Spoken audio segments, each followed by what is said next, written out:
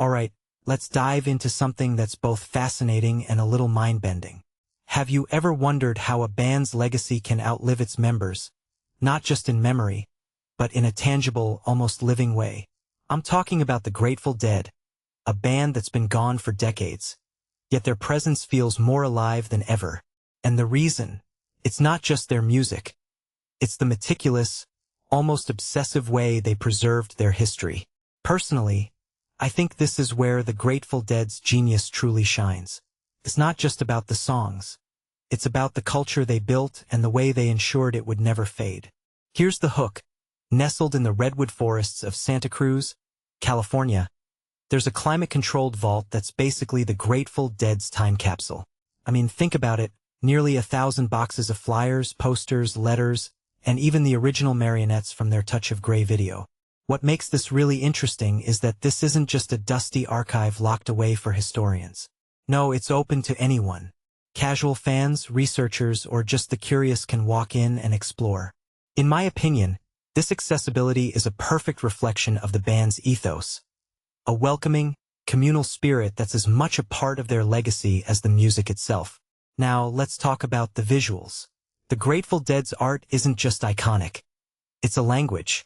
The stele, the dancing bears, these aren't just designs.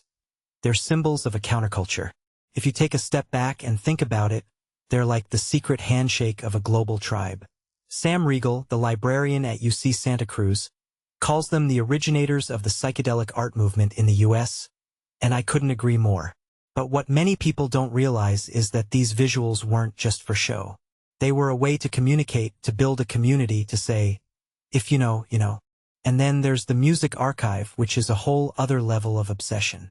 Over 2,300 live recordings, meticulously preserved in the vault.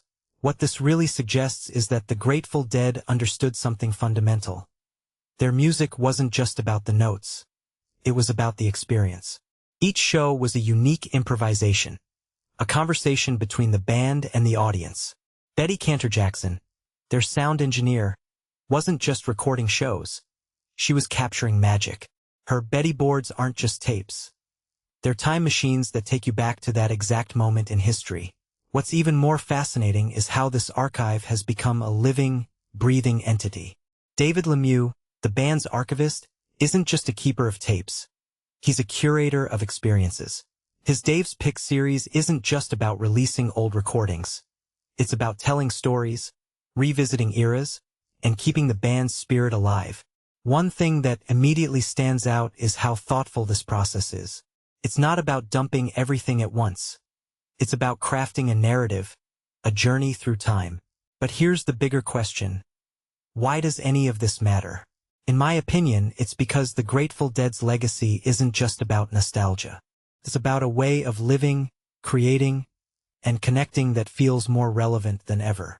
Their collectivist spirit, their DIY approach to business, their belief in accessibility. These aren't just relics of the past. They're blueprints for the future. If you take a step back and think about it, they were pioneers in fan engagement, in democratizing art, in treating their audience as partners, not just consumers. So what's the takeaway? For me, it's this. The Grateful Dead's legacy isn't just preserved. It's alive. It's in the archives, yes, but it's also in the way their music still brings people together, in the way their art still speaks to us, in the way their spirit still inspires. This raises a deeper question. How many bands today are thinking this far ahead? How many are building legacies that will outlive them, not just in years but in centuries?